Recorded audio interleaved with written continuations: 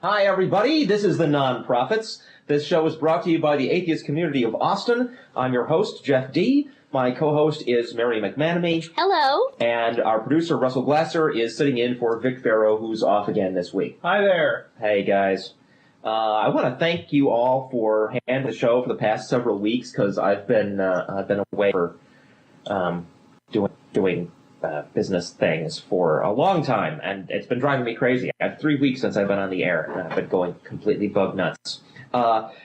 Today's opening music was Finished with Lies by They Might Be Giants. It's off their brand new album, Mink Car, which is an excellent album.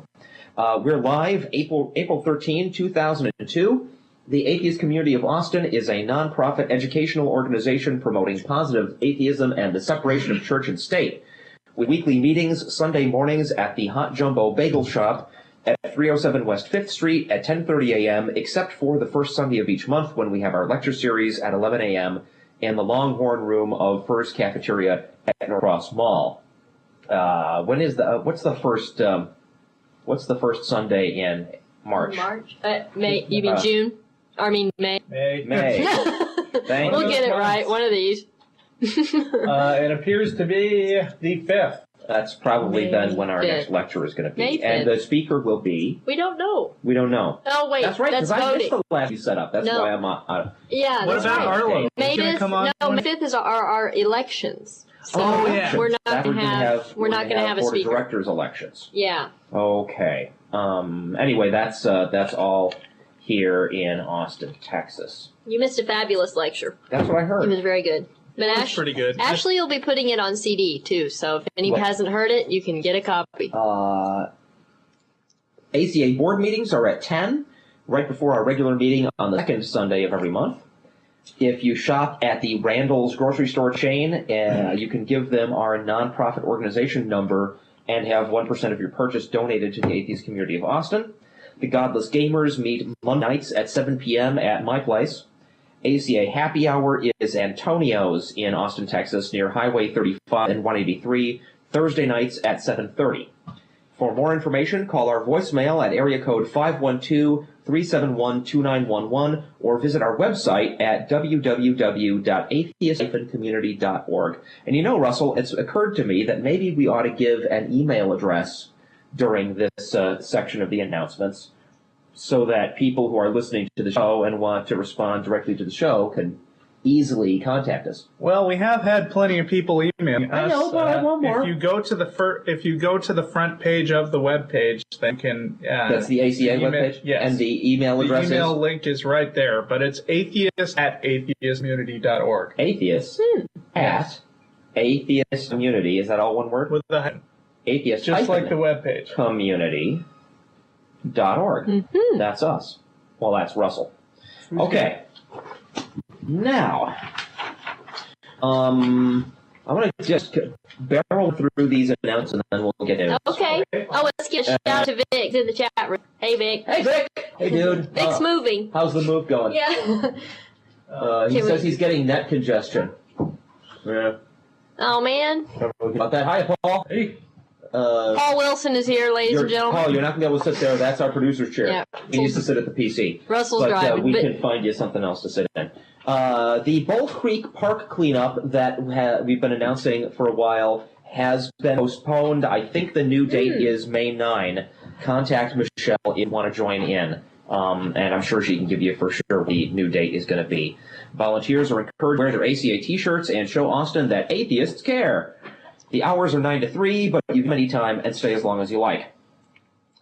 Instances of slurs, defamation, or discrimination against atheists or other non-believers in the U.S. media can be reported to the Atheist Ombuds by email at ombuds@atheism.org. Include as many details as possible and a news source where applicable. Incidents will be reported to participating national and local non-theist organizations who will distribute press releases regarding the reported subject matter. Back on the subject of the CDs, you can collect past episodes of The Non-Prophets and also an audio version of our sister show, The Atheist Experience, which airs on public access television only here in Austin, Texas. Channel 10. In convenient CD format. Each CD contains a full month's worth of audio for both shows in both QuickTime and MP3 format. January, February, and March CDs are now available. They are $5 each, and I think I forgot to mention they also have extras on them. Yeah. Extra stuff. Like the latest one has a printable paper model of the beagle that Erwin went on his famous John that my wife made. Yeah. And it's this color thing. You print it out, cut it apart, glue it together. That's cool. You get a beagle. For information, contact atheist@mac.com. He'll tell you how to get hold of those CDs. Eat More Christians t-shirts are still available from www.cafepress/nogods. These are t-shirts featuring a parody of the Chick-fil-A advertising campaign with 3 lions instead of 3 cows, holding placards that say "Eat More Christians" instead of "Eat More Chicken." There were also mugs, mouth pads, and all that kind of good stuff, and proceeds go toward the running of this here program. I told my stepdaughter Caitlin this week about your shirts, and she wanted to go wearing one to school, but I said possibly that wouldn't be a good idea. Then, of course, I had to explain the whole background about lions, about Christians being thrown to the lions. Right. And it is of course. Thankfully, I'm glad to know that she said, "Oh, that was mean." Yeah. Rather than "Ha ha, they deserved it," Right. which I don't think would be appropriate. Now, before we get into news, I do want to do a quick rapture report. Okay. Because we finally have another one of these predictions of the doom of our planet and if not the entire universe, coming due tomorrow, April 14th. Mike Keller claims that the Doomsgate will open a half second before midnight Israel time tomorrow. Oh no, not the Doomsgate! Wait, when's midnight Israel time tomorrow? That might already now. happen. I think that's already happened. Oh wait, no, there's 7 hours ahead. You mean midnight tonight? I know Denmark. This coming midnight? This coming midnight, but Israel's going to have it first, aren't they? Oh no, Denmark. No, they'll be after us because it starts Greenwich. Oh, good. We get another few hours. All right. Denmark is 7 hours ahead, so Israel is. I don't know what the hell this Doomsgate thing is, but it's supposed to open a half second before midnight Israel time tomorrow night, followed immediately by the return of Jesus, as well as a nuclear war within 45 days. I wouldn't worry, though. Mike also predicted that Americans would begin living under martial law in mid-1999 due to Y2K-generated chaos. I should also he predicted this would happen before Y2K even came? Yeah. Apparently. Oh, because everyone would be so scared. So worried that martial law would be imposed. Right. Don't try too hard to make sense of this crap. Okay. Does this guy actually have any followers? Do people actually believe what he says? I don't know. I get my information from short history of the apocalypse website, where this guy used to collect a lot of these bizarro claims of the imminent demise of the universe, but he seems to have slacked off, and there's not a lot of new ones going up there. For example, I happen to know that a planetary conjunction is coming up shortly. I don't know the exact date because I didn't jot it down, and I expected to find the traditional, doomsday predictions that because the planets lined up, we're all going to fall into the sun or something. They do every time, in spite of the fact that these planets have lined up over and over and over again. Oh. May 5? Who says? Well, this post on Usenet that I looked at beforehand. Thank you, Russell. May 5. That's the same day that we are having our elections.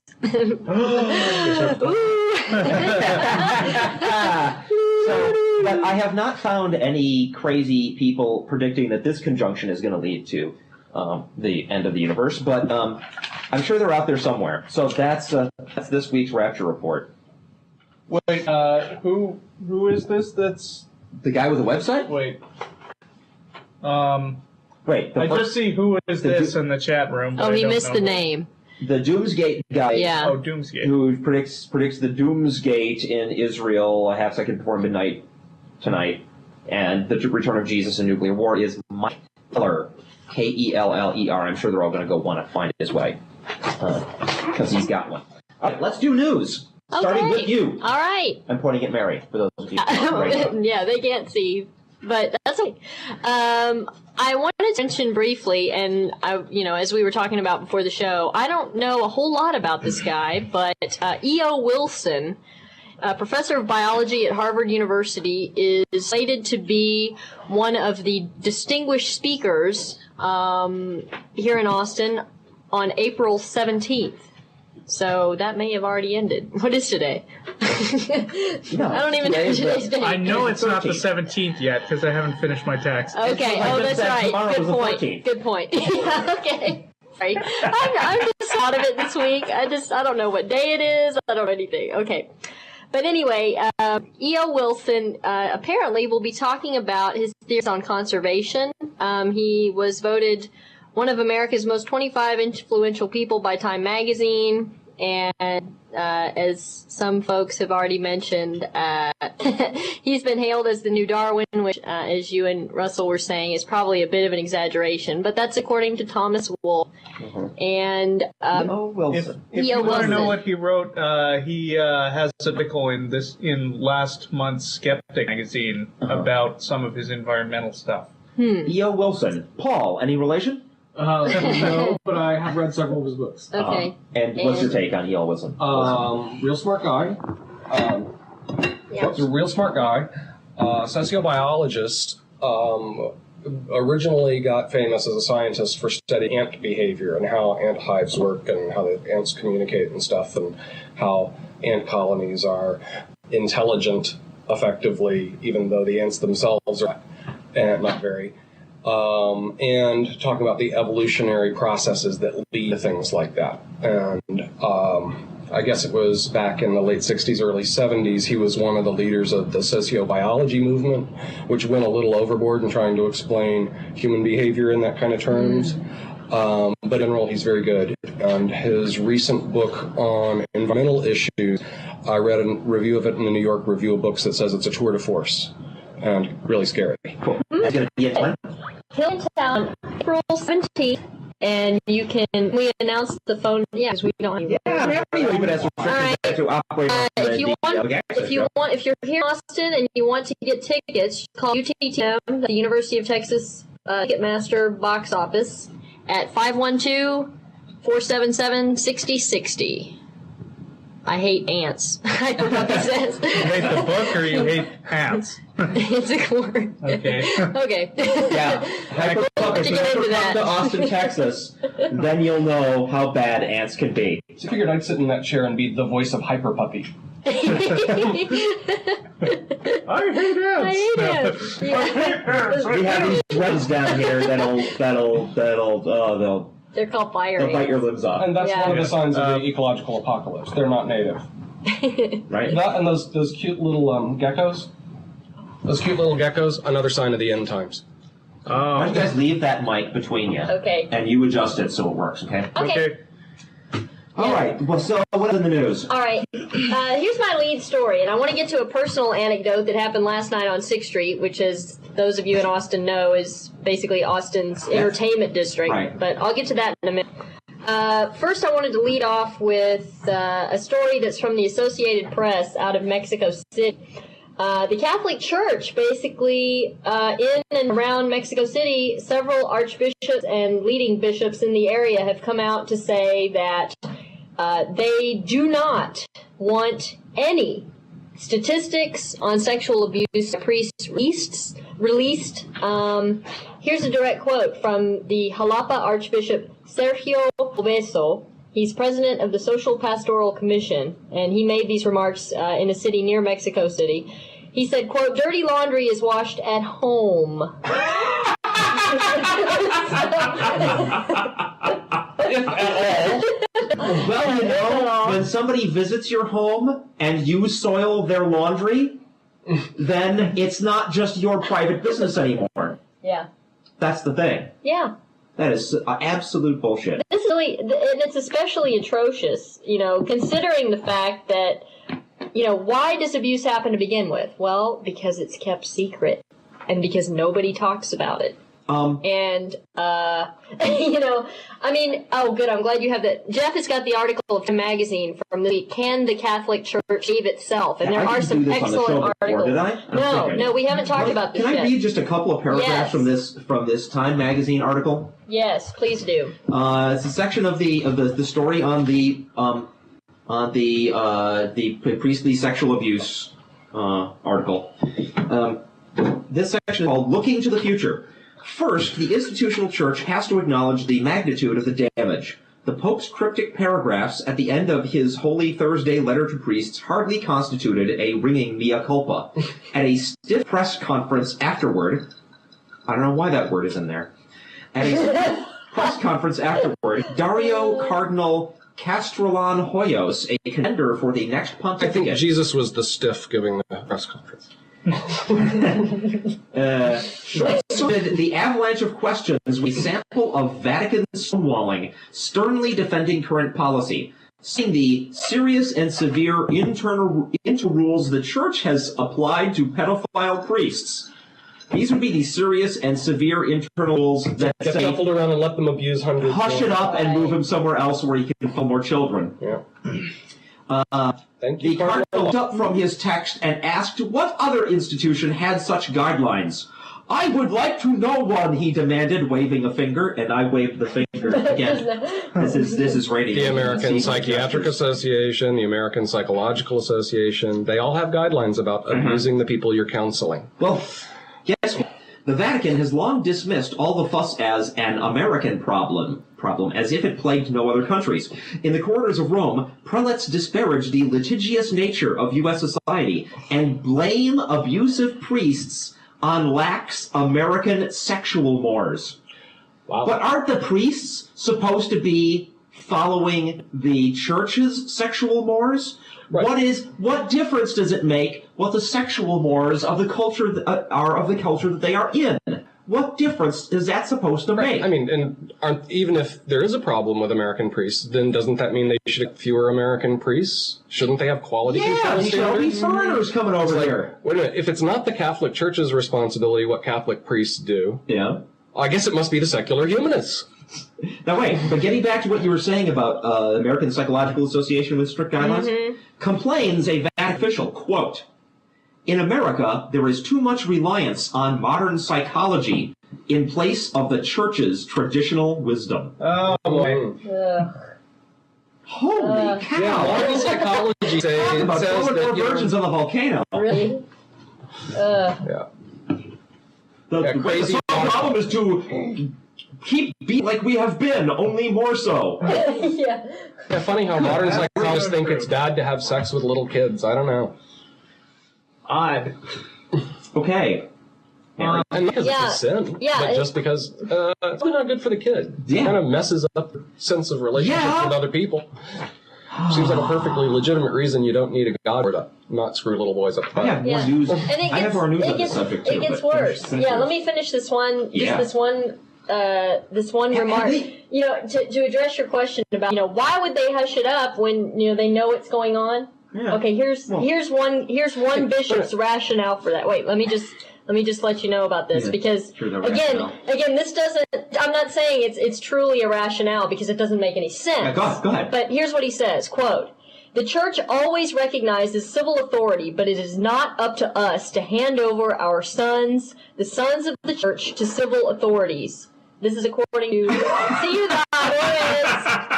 Bishop recognize your authority. We're just not going to take it seriously. Well, they're just daring them to come arrest them. Exactly. It is up to us to try them according to our own laws, which are to not even address the issue to begin with. Laws say hush it up and ship them up to a different church to proper children. I'm kind of curious. There's a couple of words here that we don't hear in this scandal. Yeah. Sodomy. Yeah. Butt fucking. And if this was about homosexuals, right? People would use the word sodomy, but it's about Catholic priests, so we don't use the word sodomy. They're sodomizing. About his fondling. Sodomizing little kids. Yeah. But we don't say it that way because that would be too inflammatory. Because you don't talk that way about a priest. I do. That's horrible. It is. That's completely reprehensible. That's really basically it. Are they? What I want to know is, are they having one of these molestation scandals in Mexico? Oh, I'm sure. I mean, but it's not Mexico. They are happening in different. They are happening in other places, including I think Ireland and some places in Eastern Europe. Right. It's not just an American problem. The story it's a problem with celibacy and secrecy. You know. Is it a surprise that the nation of Mexico took away all of the land owned by the Catholic Church? A century ago, they basically said, "Church, you can't own land." Right. Took it away from them. And a good thing too. I didn't realize that, but they still have churches. Mexico is much more atheist than the United States. Wait a minute, though. No, they had a socialist Much revolution. more secular than the United States. What? Right. Yes. Really? It's true. We never hear about it here. Well, no, wait a minute, though. If that's the case, then why is it that Mexico, and again, well, okay, the Catholic Church has such an influence in Mexico, though, that it's teaching its people, especially along the border, to not use birth control, to not have an abortion. It has a lot of pregnant, influence with the masses, right. But it's been completely separated from government, right? Mm-hmm. And to the extent that I think on the TV show late last year, I read a news story about a big scandal in Mexico about politicians there beginning to use religious language. They had never, ever done that for a century. Right. I believe, a part of their revolution was getting rid of the power of the established powers, which included the Catholic Church as well as the tiny minority of very. I'm not saying the Catholic Church doesn't exist down there. I'm not saying it's not influential. I'm saying that that their government is much more secular, has been much more secular, even than ours for a long time. Okay. Right. And I believe a large part, one of the motivations of their revolution was to reduce the power of the church. And maybe we have some Mexican listeners out there who could type in on the chat room. Yeah. They're abusive a-holes. Hyper Puppy points out every other country is more secular than the U.S.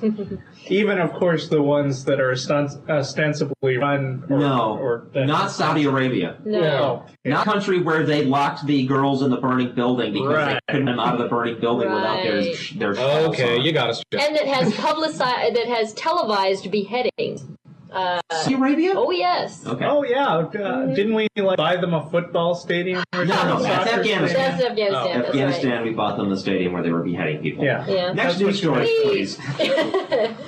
I've got news stories that aren't related to child molestation. Well, maybe I should do mine now to stay on the subject. Well, just briefly, I wanted to mention, too, that Cardinal Law, out of Boston, refuses to step down, even though he feels like he's being pressured to do so. I think that's a great way to in the destroy wake the Catholic of Church. Shuffling Gyogen and other, pedophile priests around, and knowing that they were abusive and knowing that this was going on, but he was the one who said, "Well, we'll just move you to a different parish." He absolutely knew. He can't hide the fact that he absolutely knew. And here he's saying, "Yeah, but that's not enough. I should step down. The hundreds of kids got abused on my watch." Have you heard the latest thing that has been discovered? No. One of Bishop Law's priests it was discovered, participated in a meeting of men and young boys, out of which NAMBLA, the North American Man-Boy Love Association, was founded. What? He was there. He was at a conference advocating pedophilia, saying that it's healthier than the alternative, but just which is separating the boys from the men they love.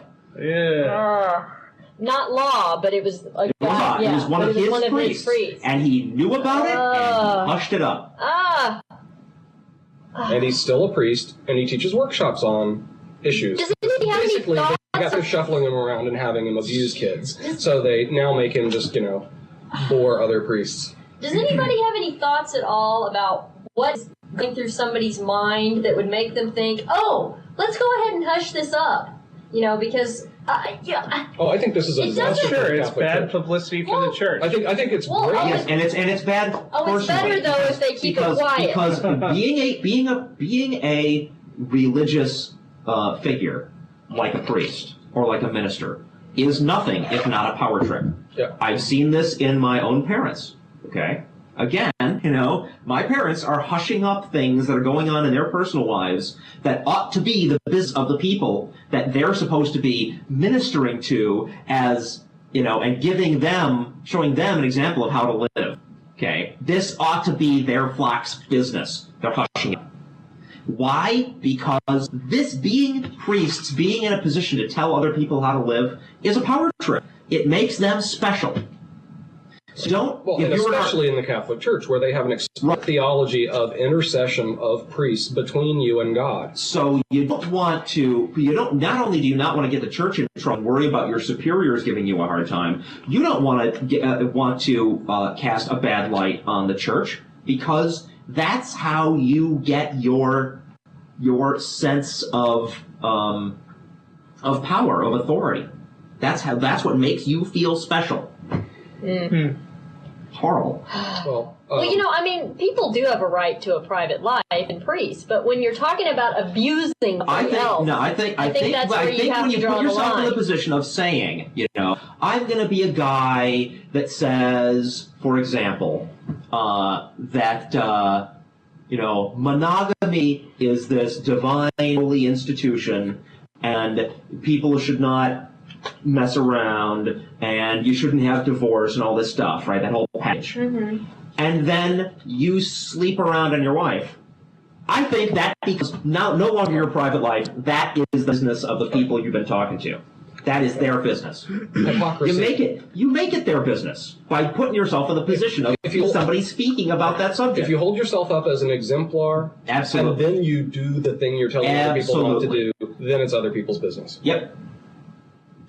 No question. I have something more on the sex abuse thing. Okay.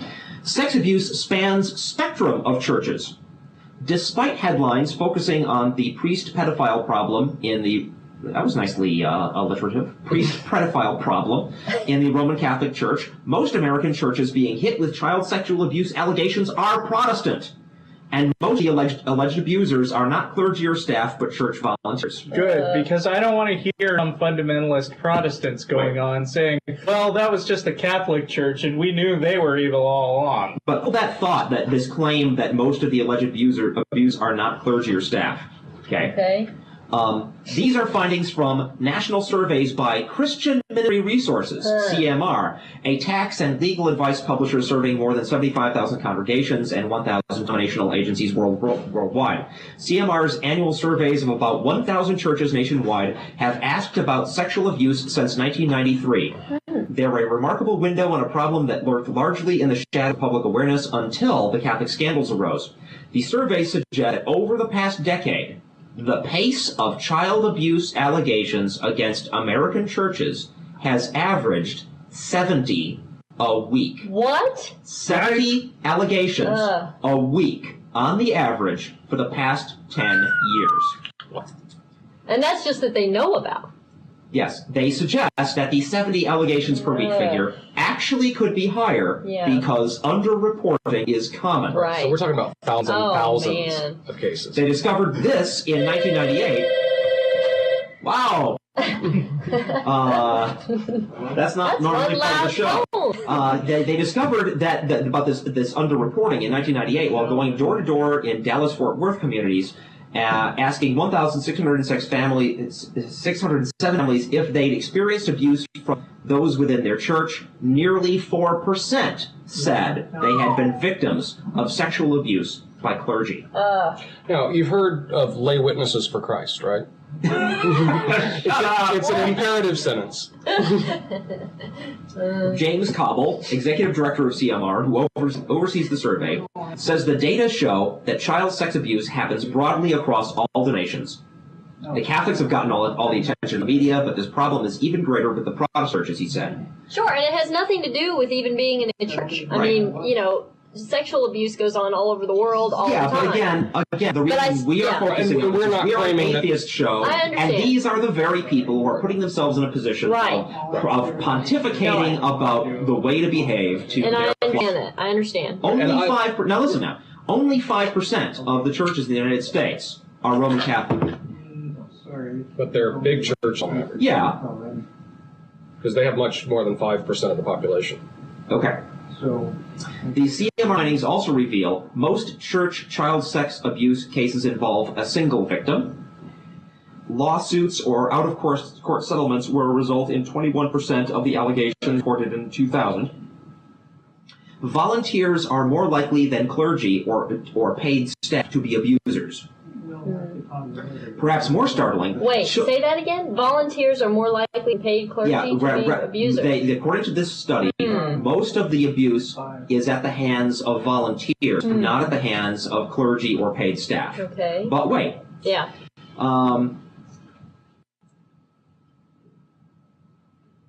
In 1999, 42% of alleged child abusers were volunteers. About 25% were paid staff members, including clergy. Still, right? And again, that's those that are reported. 350,000 churches in the United States, right? What is 1/4 of that? 1/4 of those have paid staff or clergy that have been accused of child sexual abuse. 87,500. Thank you. How much? 87,500. No wonder 70 allegations a week. Unbelievable. That means 10 a day, right? That means 2.5 either priests or ministers or people hired working for churches are molesting children every day. Unbelievable. Let's move on to different news. Oh. Okay. I like not this news. Bring me some other news. What did you have, Russell? You're not going to like this news either. Oh, boy. President Bush is leading the push to outlaw clone research. Yeah. Opponents of cloning research began a push this week to outlaw all forms of human cloning, including experiments aimed at helping patients produce their own tissue and organ transplants. Man. In a speech at the White House on Wednesday, President Bush is expected, so it's this coming Wednesday, to ask the Senate to pass legislation that would ban all human cloning experiments. Supporters of the bill were planning their own gatherings, replete with movie stars, ethicists, religious leaders, and scientists. Both sides of the debate are trying to tug at the heartstrings of undecided senators, while at the same time employing hard science and cool reasoning. Well, I doubt that both sides are trying to deploy cool reasoning. They're trying, they just fail miserably. Embryonic stem cells have the capacity to be made in any kind of tissue in the body, and scientists say they could be transplanted without the use of immune-suppressing drugs because they would be the patient's own tissue.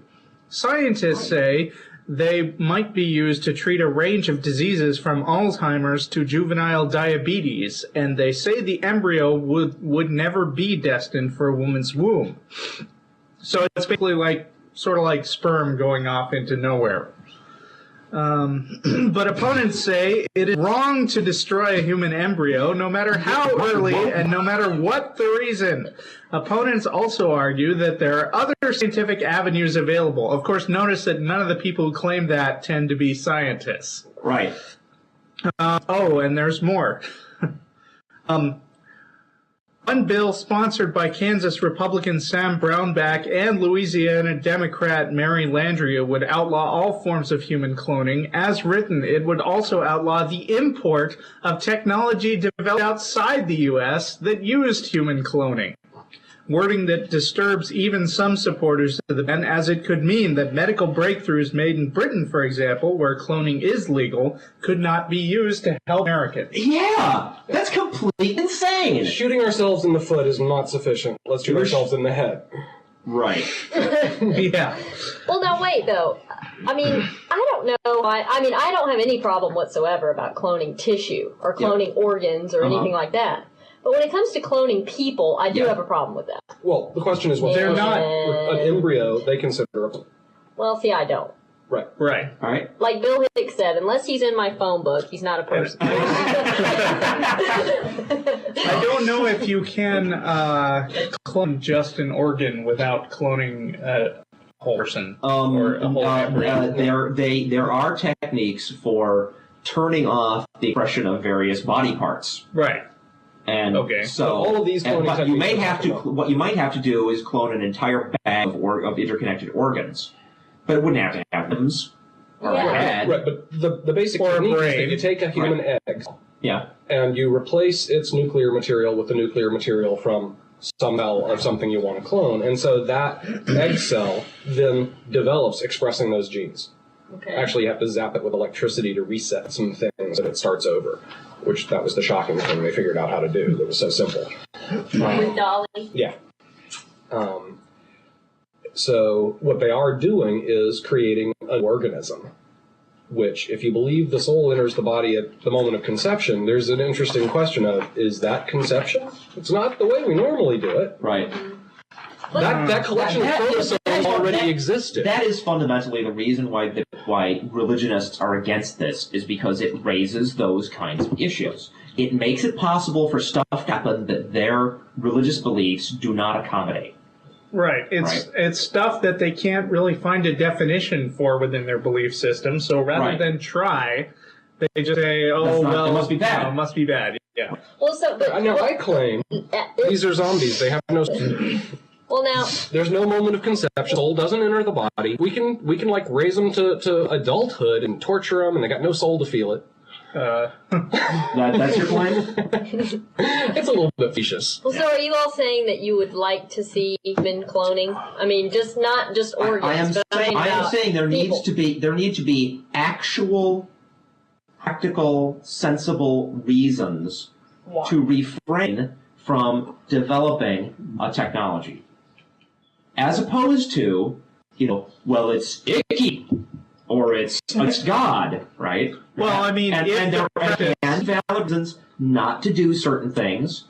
And when people start coming out with those arguments, well, those are the ones to take seriously. The problem is the vast majority of this sentiment is not driven by real consideration. Well, let's take the God factor out of it. What if the argument was not having anything to do with God, and more of a moral argument. Okay. Not moral in the term, in the sense of religion, I think moral. You're worried that we're going to actually clone people and let them grow up. Ethical. Let's use that. Ethical. Right. Let them grow up and be whole people. And ask me first. Do I think it's okay to make clones? And then ask me, do I think it's okay to make babies? Okay. What? Ask the first question. All right. Do you think it's okay to make clones? What are you going to use them for? I don't know. Okay. That's the Ask me the next question. Do you think it's okay to make babies? What are you going to use them for? Same exact answer. Yes, it's the exact same answer. If you say, honey, let's grow us up a baby, and he will be our little slave and do as we say, right? I would say, that's a bad reason to make a baby. Right. If you said, honey, let's make ourselves a baby and then chop off his head and harvest his organs, I'd say, that's a bad reason to make a baby. But you don't consider an embryo a baby. Neither do I. I'm just saying, for all those kind of considerations, I see no difference. It doesn't matter to me how it is that you got the embryo to exist.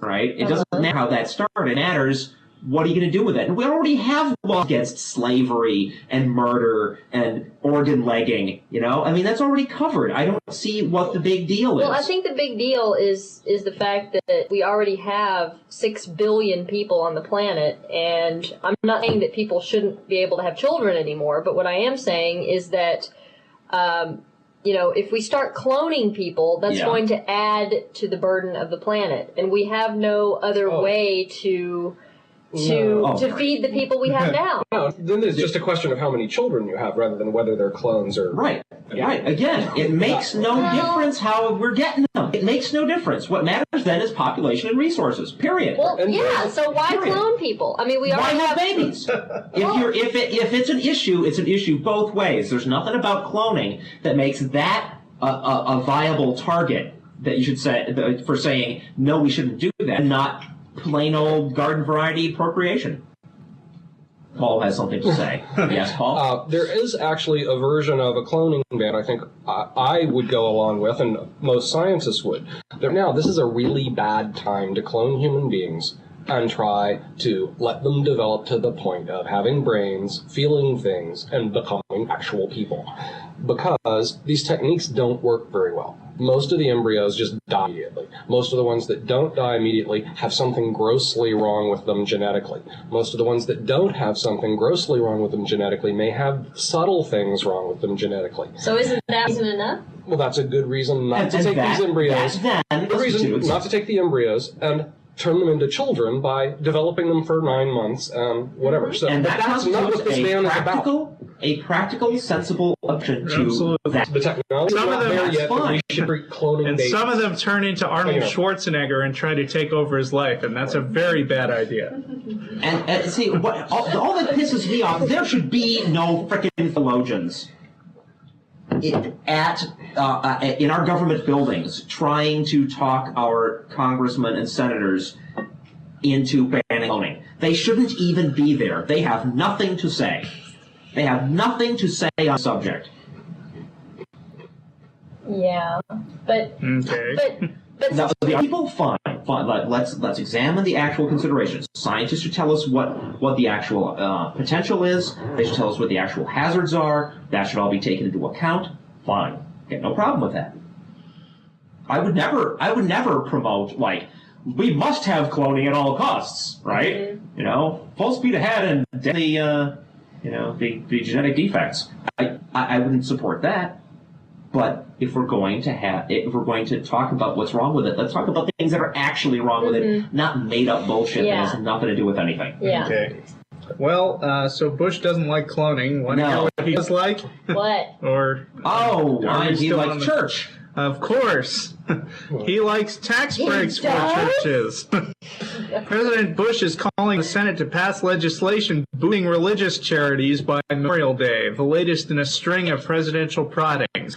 With the April 15th tax deadline approaching next week, the President planned a White House event Thursday to highlight a new tax break that would help up to 84 million tax filers if they give to charity.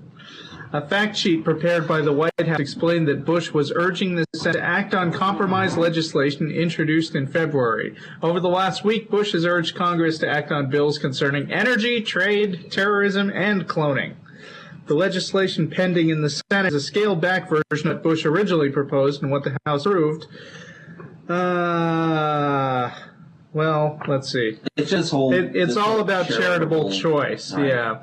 So it's faith-based charities. Pretty much. The bill also gives tax breaks for corporate donations, allows tax-free donations for individual retirement accounts, and encourages banks to offer individual development accounts which match the savings of low-income people, presumably if you give to religious charities. But see, does it say it's only to faith-based charities, or does it just say to charities? I'm not sure. Maybe this story was just lame. But, knowing Bush, it wouldn't surprise me if he's referring to, or at least implicitly referring to, faith-based. The reason why his overall faith-based government funding plan fell apart was because they could not get away with saying it had to only be Christian churches. Mm-hmm. And so if his plan is to give tax breaks only to Christian churches, that will never fly. And which is probably why it says it's a scaled back version of what he originally proposed. And if it allows the government to get, or if it allows a tax cut for all kinds of charities, well, then Satanists set up a charity. Yeah. Right. Well, they could anyway. And when they start threatening to, well, then the fundamentalists will come out and say, Mr. President, we shouldn't have this tax cut because you're cutting the taxes of Satanists. We have to tax those Satanists heavily. Then they'll feel about it the way they feel about the NEA. Right. Yeah. Now this one is kind of funny. All right. And it's got nothing to do with George Bush, which is always a good thing. Nearly 24 Amish men went on trial Wednesday for refusing to put orange reflective triangles on their horse-drawn buggies. What? An Amish scholar testified that members of the highly conservative Schwarzenegger order considered the 16-inch safety symbol offensive. Oh, I wonder why. The state requires the orange reflective triangle in all vehicles that don't exceed 25 miles per hour. I guess those don't go that fast. No. State police issued citation to 22 men in the 3 years since the Citizen Trooper community arrived in central Pennsylvania from Ohio. One man was jailed for 3 days after he refused to pay a $100 fine. Instead of triangles, the group uses gray reflective tape and hang red lanterns on the buggy's sides. Let's see. What we'll do in the name of religion. It's just so unbelievable. Pretty funny. Wow. We got something else on school prayer, but I don't really think. Well, let me it comes up all the time. I think they ought to let them leave the triangles off, but then remove the liability for anybody who rear ends them. Yeah, there you go. Here is an update on the girl in Calgary, the Jehovah's Witness girl who has leukemia and needs blood transfusion. Oh yeah, her. This is the girl whose father went ahead and went against the religious teachings, a permission for her to receive the transfusions. He has since been ostracized by the family and all of his friends from the religion. The girl has appealed the court's ruling. She had to have the blood transfusions, and lost her first appeal on Wednesday when Justice Adele Kent of Court of Queen's Bench ruled that the state-imposed blood transfusions are essential treatment for the 16-year-old girl in her 2-month battle against leukemia. Quote, balancing all the factors, it's in the girl's interest to have medical treatment proposed by the hospital, said Kent, who denied the girl's appeal of a lower court ruling forcing blood transfusions. The girl has been forced, sometimes by being restrained and sedated, have 14 transfusions, is scheduled for 16 more.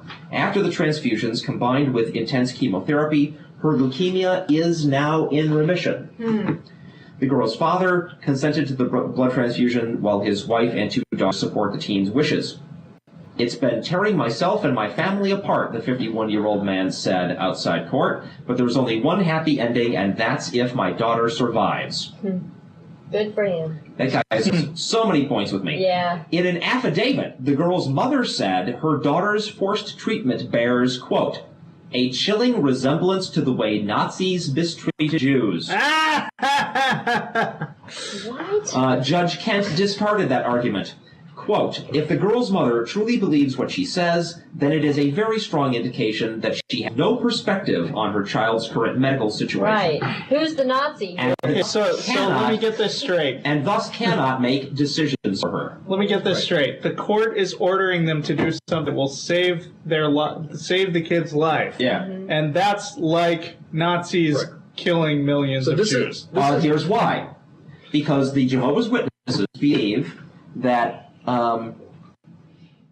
the Bible prohibits any accepting of blood products, and those who agree to transfusions won't go to paradise after they die. Well, so they think nobody will go to paradise. Their daughter is now condemned to hell because the state decided that she had to have blood transfusions. Yeah, these kind of people who their religion tells them it's not okay to kill an embryo that has no neurons, can in no way feel pain, can in no way think, is not a person. Except they say it is, because it's got a soul, apparently. It's okay to kill, it's not okay to kill those, but it's okay to kill your full-grown daughter. Right. Or, teenage daughter or whatever. The judge said she also found it troubling that the mother tampered with the IV line that carried to her daughter. Have any criminal charges been pressed against this mother? Not that I know of. Why is there no law being broken here? Well, who's going to press charges? I think the state should. Attempted murder is attempted murder. Right. The father clearly is trying to keep his daughter alive. Yeah, well, I'm sure the father's on the edge of divorce. I'm sure we haven't heard the last of this case. But that sounds to me like attempted murder. It does. And that, nobody has to, be a plaintiff in that kind of suit. That's the kind of thing the government can just step in and say, we're going to try you for attempted murder. Okay, finally, so, is there more? Or am I down the last news thing here? I know you've got your a couple mornings. Okay. Yeah. Why don't you do yours? I have good news, and I want to use that for our wrap. But if time is short, then I'd like to get to my regular segment instead. Is time short? Time is... Well, we got 38 minutes left. I don't know the how entire much show? material you've got. Yeah. Oh, okay. Well, let me do my good news story first. Okay. A plaque of the Ten Commandments may remain on a county courthouse wall, but must be hidden from view while officials appeal a ruling that its display is unconstitutional. A federal judge ruled Monday. The judge gave Chester County officials until April 22 to pull a drape over the large plaque, which has been affixed to the court's front entrance since 1920. The judge said he agreed with county officials that removing the plaque might damage the courthouse's limestone facade, but said an atheist group that sued to have the plaque removed also deserved immediate relief from having to view it. Quote, the plaque here has already rebuked the First Amendment for over 81 years, and thus its removal from sight on this courthouse, of all places, is long overdue. That's the judge. Okay. All right. Yay. Let's see.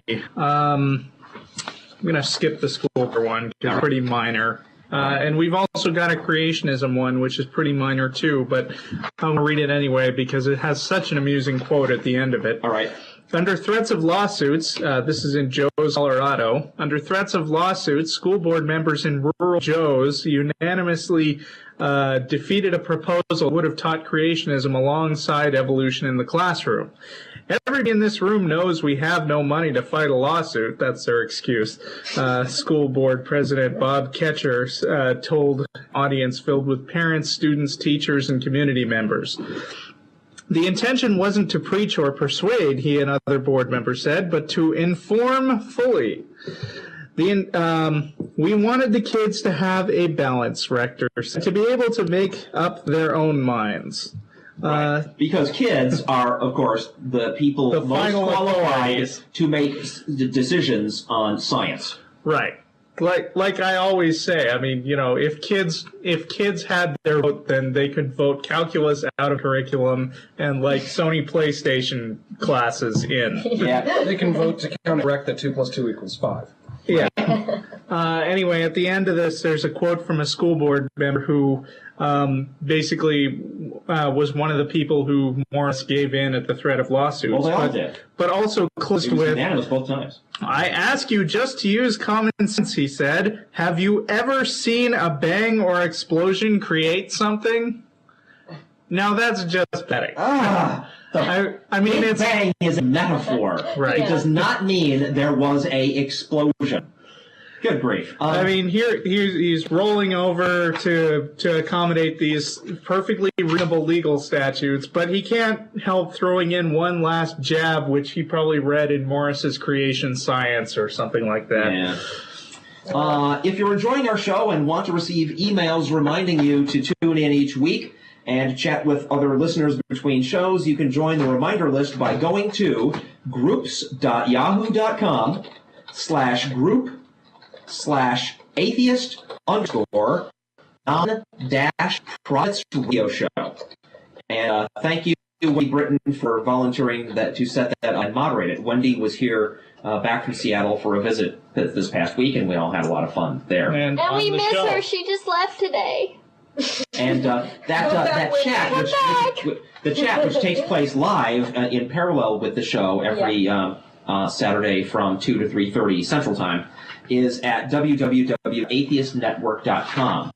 Okay, what else we got? Why don't you do your story? Yeah, let me see. This is actually a Wendy story, and it's also a Tim Burnett story. We went down to 6th Street last night, which I don't know how many folks in the chat room are from Austin, but basically 6th Street is a large entertainment Assume that district. people from all over the planet can be listening to the show if they want to. So we'll just say, we'll explain. Nick, Steve Gran and Charles are the four people who Okay, well, anybody, so, Jeff's right. Anybody hear this? I know we got a listener in Latvia. Oh, good. That's right.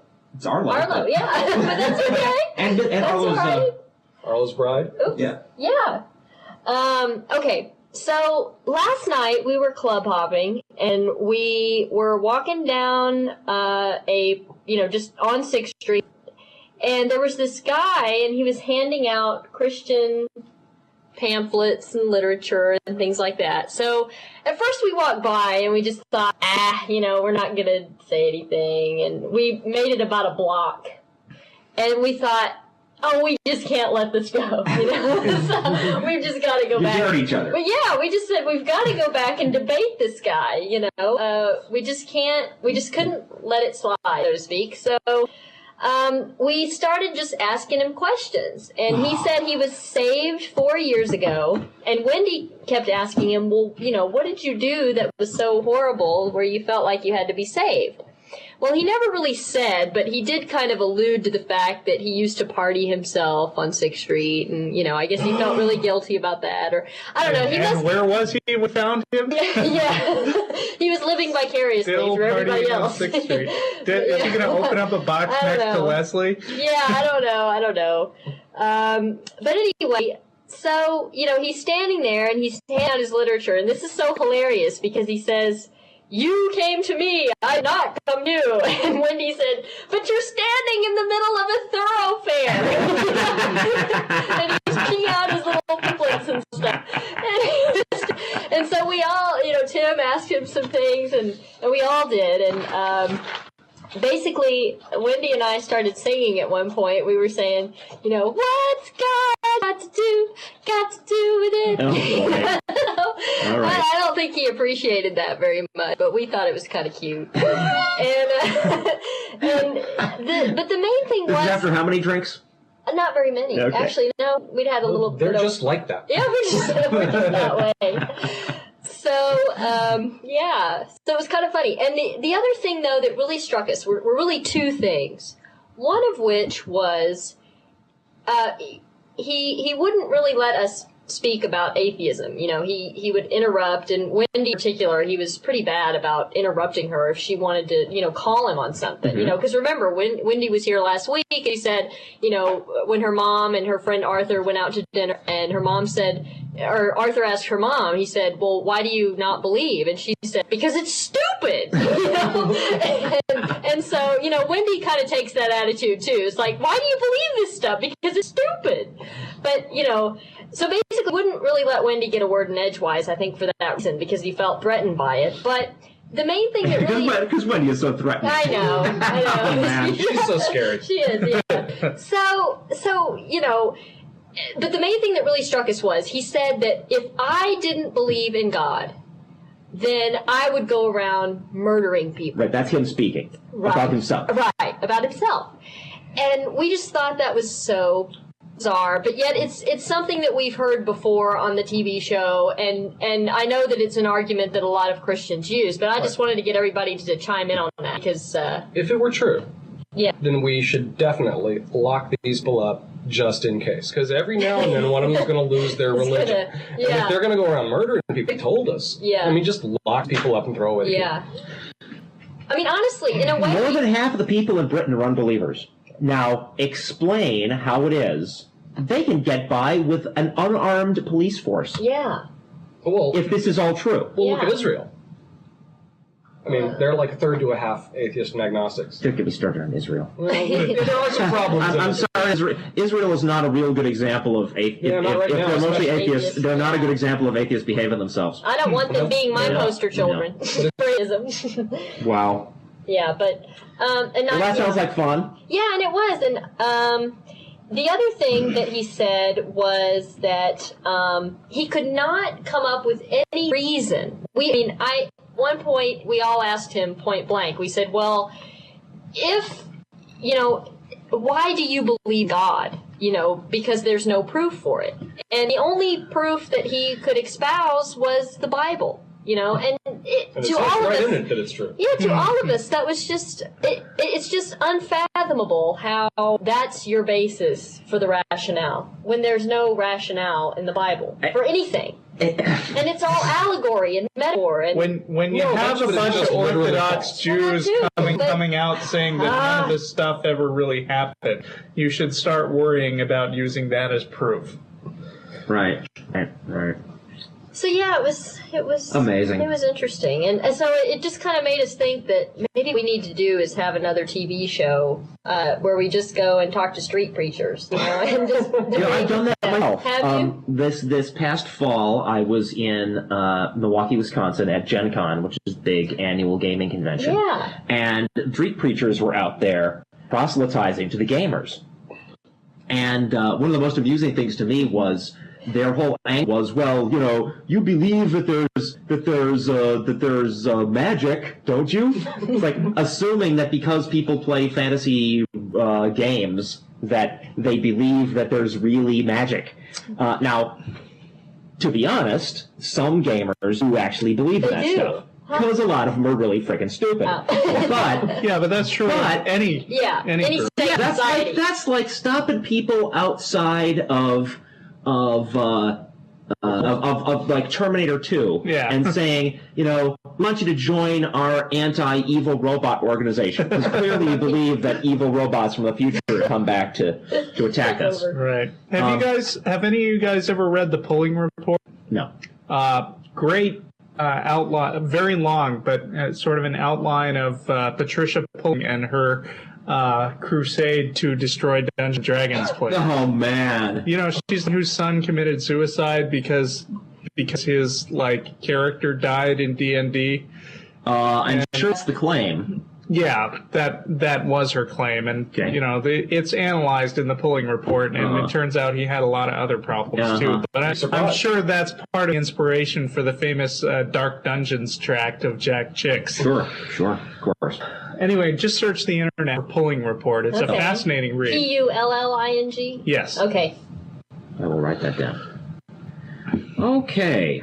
Well, we got a bunch of mail over the past several weeks that a lot of it hasn't been addressed because I've been out of town, and I took it upon myself to Mr. Mailbag Guy. But just to go over some of these things, dating back to March 18, we got a letter from Brian in Lynchburg saying thanking us for responding to these questions about our comments on physics. And he sends a personal story about his own situation with his family and religion, and I'm not going to give any of the details because I'm not sure I've got permission. But thank you very much, Brian, for your letter. Also, somebody by with the email address of down4311 said, just want to compliment everyone on a great show last week. I rarely get to hear the show live, so the archives are very helpful. Well, you're welcome, Down, and thank you for listening to the show. Rat sent us a bunch of mail, but I'm not going to respond to all of it. He said, hey, Jeff, loved your analogy of a miracle on the 316 show, that a miracle would be a plane crash that killed all people on board but missed a house on the ground. Actually, Mallrat, I didn't come up with that thing. That's like a common thing that atheists point out in many cases when the theists start waving their kinds of miracles around. You realize that what they really mean is it wasn't as horrible as they could possibly imagine, therefore it was good. Right, it would be a miracle if you could pull the air brake lever and stop it just short of hitting. Well, you notice can do it. We're all sitting safely in my house and no planes are crashing at all. Why it's doesn't a miracle. that count as a miracle? Again, I love your show. It's so nice to hear people who talk sense instead of fable. Well, thank you, Mallrat, and thank you for listening. Arlo, our own Arlo Pignati from formerly a local guy now living in Latvia with his Latvian bride, listens to the show from Latvia. Hey! He says, myself and my wife listening to the show, at least the archives, and we enjoy it very much. Keep up the good work, and let everyone else involved, Vic, Russell, Mary, know they have a couple non-profit fans in Latvia. You're all doing a great job. Signed, Arlo. Thank you, Arlo. Thanks, Arlo. Thanks for sticking with us. Whenever you give this archive. Finally, Denis writes, I will say that I think I have a great show, my favorite on the Atheist Network. Woo! It's not as Loubet, is it? No, not a Denis. No. Okay. I wanted to send you this website I found here that maybe you'd like to discuss some of it on your radio program sometime. This guy presents 15 proofs of atheism, some that I have never even heard, and sets out to disprove them. Most of his answers are vague, talking about two planes of time and existence, and a lot of words that mean nothing as far as I am concerned, giving it the appearance of being scientific. I thought Jeff D. might like this site in particular. Haven't we had a bunch of discussion about that on the mailing list recently? You're not on that mailing list. Nope. I think that's... The site is www.godandscience.org. And the page is /apologetics/ohgod.html. Hey, no God. Yeah, and Martin. No Gods is our on the list. Oh, did he? Okay. Anyway, I went it out. It's a guy pretending to be scientific. There's absolutely not a shred of sense to any of it. Plus, some of the arguments that he says that atheists have made to disprove God are ridiculous. I mean, I would never make those arguments. Right. You always get straw man. I mean, evangelists always present straw man arguments. He's also doing the same, He starts out by talking about how atheists present straw man God, and then he presents straw man atheists. Right. Where we attack a straw man of God because we don't go on the assumption that God exists like in another dimension. Well, why shouldn't we? They have proved that he exists anywhere, even in another dimension. I listened to I once spent a very long time trying to prove that Jesus' resurrection wasn't just a clever magic trick. I was like, never claimed it was. And not mention the fact that atheists are not the ones responsible for proving. Right. They're not the ones making the claim. We don't need even one proof that God doesn't exist. What the theists need is at least one proof that he does. And they don't have it. And there's none. There's certainly none there. Okay. What else we got? Well, what do we got? 20 minutes in the show? Can I do my segment? Yeah, do your segment. Okay. If you were listening to the show last week, and you heard that I've started to do this new segment called Wackiness on the Web. Oh, boy. Because I'm always surfing the web and coming up with all this crazy stuff that's going on that you might not have heard it. Yeah. It's not necessarily new information, but this is something that's been around for a while. And Oh, no. I don't see it on the web. It's called breatharianism. Now, this is a cult which I... No, not that kind of thing. But you'll never guess what they actually believe. I can guess, but then I know about but it. you already know. I guess. Okay, this is a quote from their website, which is breatharian.com. Breatharianism is physical perfection. Man came into physical existence a perfect breatharian. The breath of life supplied all the requirements of animation. God breathed into his nostril breath of life, and man became a living entity, Genesis 2:7. Nothing was lacking and nothing more was needed. The breatharian needs air and sunlight only, and nothing more to sustain his body. Got that? You don't need food.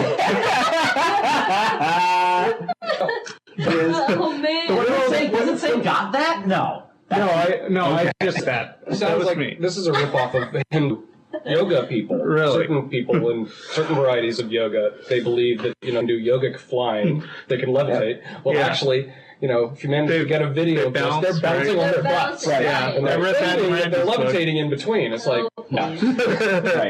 And then there are other Hindu guys that say you should drink your own urine. Yes, well, it goes on. The world is flooded with books of food and eating. No one seems to realize that eating is not natural, but an acquired habit like smoking and drinking, and that fresh, clean air, smoking, drinking is an acquired explain habit. why women have breasts and nipples? they're just there for fun, Jeff. God loves you. Wait a minute. They would be plenty of fun, but then why the milk? Yeah, then why do we have nipples? They're just there for fun, Jeff. I'm asking about the milk production. Oh, boy. Well, anyway, fresh, clean air... Doesn't it make sense? Yeah, it does. Fresh, clean air is the cosmic reservoir of all things, including the substance that builds and sustains the human body. Science has shown that the body is built of cells, which are composed of molecules, which are composed of atoms, which are composed of electrons, which are nothing more than whirling centers of force in the ether. Electrons don't eat. He's left out ether. That there was an ether has disproved. Electrons are only 1/1800th of the atom, roughly. And there's no ether. Right. Man. Electrons don't eat, atoms don't eat, molecules don't eat, and cells don't eat. And the body is built of and sustained by cells. They don't breathe either. 10 to the 56th electrons can't be wrong. More proof that eating is a very bad habit appears in the fact that a sick person often begins at once to recover their health when given no food, and even shows signs of growing younger. This could not be, and it would be dangerous for one to fast if eating were natural and food were needed to sustain the body. There's a difference between bigger and smaller. Oh, man. Well, this would be just funny but People have died people over it. didn't take it seriously. Yeah, they have. Yeah, people have starved themselves to death in order to be good breatharians. Yeah, well, and here's a story about Is this their homepage or something? No, this is from that was their homepage that I just read. Yeah. This is a news story from 1999. Spiritual cleansing philosophy, which advocates extreme fasting, was yesterday condemned as an incitement to suicide. Imagine that. New Age guru Jasmine, 42, formerly Australian businesswoman Ellen Grieve, claims to have 5,000 devotees to her breatharian program. She stood by her diet regime yesterday, despite the death of disciple Verity Lynn. Ms. Lynn, a 40-year-old expatriate Australian from the Findhorn community in Scotland, was discovered starved to death after going without food and water for days. Breatharians believe that they are sustained by pranic light, an ancient spiritual belief in the light of God, which is found across the universe and inside everyone. But the organization has been dogged by scandal. In 1983, most of the leadership of the cult in California resigned when Wiley Brooks, its 47-year-old leader, who claimed not to have eaten in 19 years, was caught sneaking into a hotel and ordering a chicken pie. Last year, Lee Morris died in Australia after having nothing to eat or drink for 10 days. Her mentor, who was mentioned in Ms. Grieve's book, was charged with manslaughter. Very sad. Amazing. That's so sad. There's a bunch of these people, and I have to pass on something that my dad told me once, which that you think of any crazy, wacky, far-out belief, the silliest thing you can possibly come up with, and somewhere in the world there's a person who believes that so strongly that they will die for it. Yeah. There's your proof. Yep. I never would have believed it. Wow. Breatharian.com. That sounds like a National Enquirer story, but it's not. I mean, that's truth stranger than yeah. And people wonder why we, have this thing, this concern about religions. I know. Why is that such a mystery? That people are not concerned about religion. I don't know. Well, we have 15 minutes left in the show, and I have an email exchange that I've been engaged in. Oh yeah. Last time I was on the show, I think I was talking about this fellow Brett, who was really insulting and belligerent. Well, this isn't him. This is a new thing that happened while I've been off the show for a few weeks, and thought I might share it with you. It's it's a bit long though, because we've had a couple of exchanges. Okay. Well, but I think I can fit it in the rest of the Okay, what's the overall big picture of it? Oh, well, I have this website where I post essays about, my opinions of things. WWJD, right?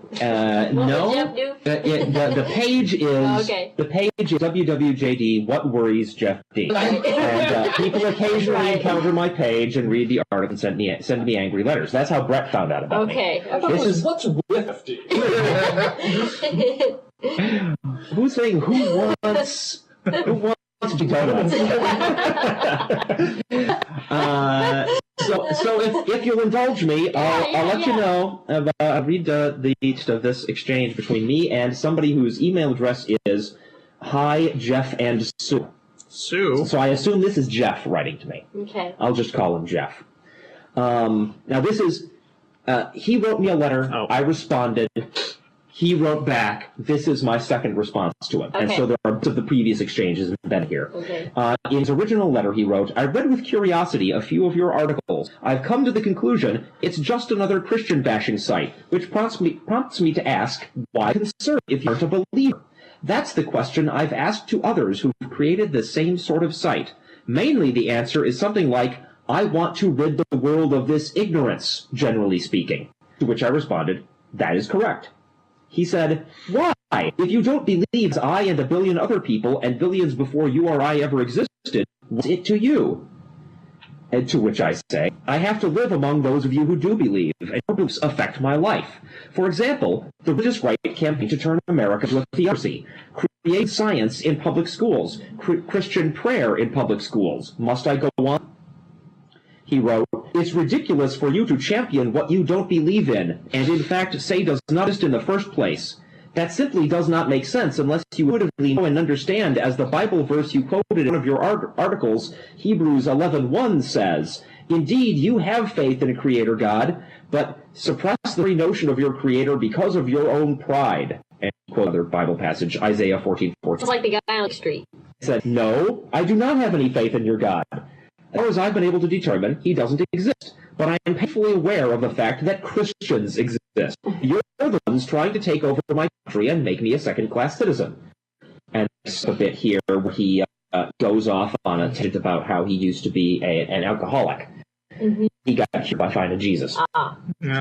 He writes, well, that's simply a psychological episode of emotional transformation that can only be described as self-induced hallucinations, or the hand of God honor a suffering person's desire to get right with his Creator and live as he did for his creation. You decide.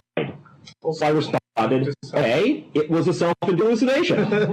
He says, this is a stretch. Hallucinations are going to keep a person sober for 9 years unless that person were eventually institutionalized. Funny how one of the therapies for that sort of thing is hypnotism. For alcoholism, you mean? Yeah, for basically any kind of addiction. Oh. Right. So he's arguing that you couldn't be deluded for 9 years without being thrown in a hospital, right? And I respond, not true. We should be lucky. There are many people suffer from mild mental problems who manage to function in society and don't require hospitalization. I can vouch for that. Yet what he's in me is a level-headed, productive family man. No, I do not see you as a level-headed person. Claiming that criticizing belief in God proves that I believe in God is nuts. A productive family man whose MO does not include the usual run-ins with law, trouble with employer, and in general, a societal danger. Usual? You're not supposed to have run-in with the law. Right. Yeah. Right. Glad to hear it. That describes me, an atheist, too. But I never had those problems in the first place. So what's your point? And there's some more snippage. But if you've known anyone who has battled the bottle, destroying his life while the rest of you could only watch, asking why doesn't he just quit, perhaps you'll understand that only a divine healing could save that person. I write, that's nonsense. There are active alternative approaches to sobriety that have nothing with belief in gods, and I give him the www.secularsobriety.org. Yes, I am aware of both secular and what you might call faith-based sobriety groups. However, the point is I need neither. I have been cured from alcoholism, which, if you'll do a little research, the medical community says is not a curable condition. The one afflicted with alcoholism... This is not true. But managed to stay sober... Alcoholics Anonymous says it's not a curable condition. And they try to make it a disease rather than an addiction. The one afflicted with alcoholism but manages to stay sober through these programs is only in remission and needs constant group support. To which I respond, you've still got a support. It's called Christianity. And in my earlier reply, I said, if you needed to use belief in a God to solve your drinking problem, that only shows what you needed. I'm certainly glad that you solved your drinking problem, but if you think that the rest of us deserve to be saddled with a bunch of ridiculous superstitions just so that you can stop drinking, you've got another thing coming. Sorry, but I have no clue where you got such an idea. Why should you be saddled with something that benefits me yet you reject? I don't know. You tell me. You're the one freaking out about the fact that I have concerns about theism and speak my mind about them. Why try to get me to stop unless you think I ought to shut up and take it? Again, why are you trying to convince me? I think it shows he believes you're right, really, deep down. Otherwise, why I'm not playing that. His own logic. I'm not playing that card. Anyway, why are you trying to convince anyone something that you say does not exist? I'm not trying to convince anyone of something I say doesn't exist. I'm trying to convince people that something which does exist, theism, is A, incorrect, and B, more harmful than helpful. Unless you intuitively know God exists and you so hate the accountability you and his creation has with the Creator. My culture and the laws of physics already provide accountability. No gods are required, even if I did intuitively know there was one, which I don't. I'm apparently upsetting the birds. Parakeets. Parakeets. Oh, there are two now? No, there's one. Okay, Sorry. Just that's all there right. were two. Yeah. So far, all your reasoning seems to head right back to the same nonsensical attempt to prove something you don't believe in the first place. That does not make sense. Since that accusation doesn't describe what I'm doing, the nonsense is all yours. Hey, can I jump in here a second? I'm sorry Please. to interrupt the dialogue. Yeah. But No, let's here's comment on it. Here's something I'm kind of wondering about. Yeah. All right.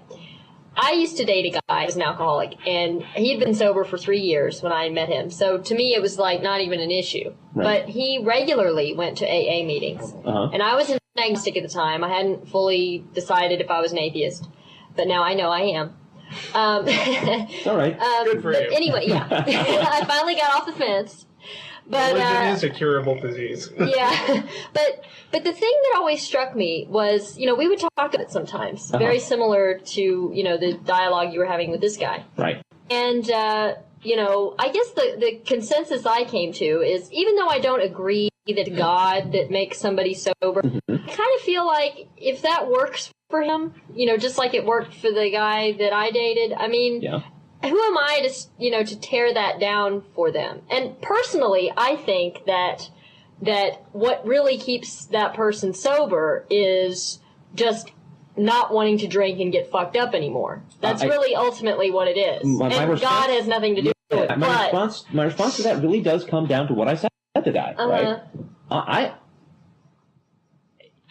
If that's what he needed, fine. Yeah. Still, that does not justify that belief system taking over my culture. Yeah. It can't. It doesn't. Right. And I have every But right to also, speak out, and so I am.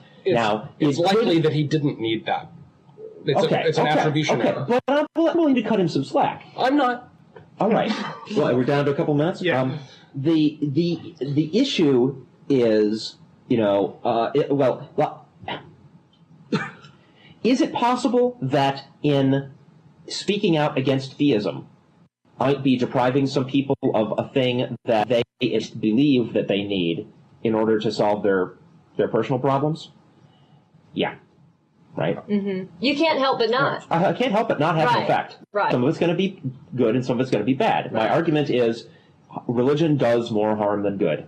And in any event, the effect is much smaller than people tend to think. That this is something that psychologists have studied when they're comparing alternative therapies of various kinds, including religion-based therapies. That basically every kind of therapy appears work in a large fraction of the cases, because the people who see therapy are on average way down. Right. Where do people who are way down on average go? They go up again to whatever their average is. Sure. And so it's chronic that people seek therapy, feel better, credit it to the therapy. Right. And plus, people are being told that the therapy's gonna work. It's got to have some psychological effect. Right. And Sure. pigeons are subject to this kind of perceptual mistake. Pigeons do superstitious things. Yeah. And we're social animals, right? I mean, we know that the way you can get people to do stuff is sweep them up in a great big group of people, all doing the same thing. Right. Doesn't really matter what it is. It could be sobriety. It could be lynching. It doesn't matter. And there's this very well-known thing called the harm. When you pay attention to people, they get better. We've got to close the show. All right. Well, that was about half the letter, but I think I'm happy to share that with you, and we got some interesting discussion out of it. Thanks very much for listening. We appreciate each and every one of you. Tell your family, friends, coworkers, loved ones, and hell, stand on a street corner and yell it to passersby. The NonProphets is here to help you. Figure out how to deal with this crazy, insane, theistic world we live in. We'll see You're not alone. All right. What's this week's music that I'm about to put back on? The closing music is called "Finished with Lies." They Might Be Giants from their brand new album Mink Car. Okay. Bye, everybody. Bye. Bye.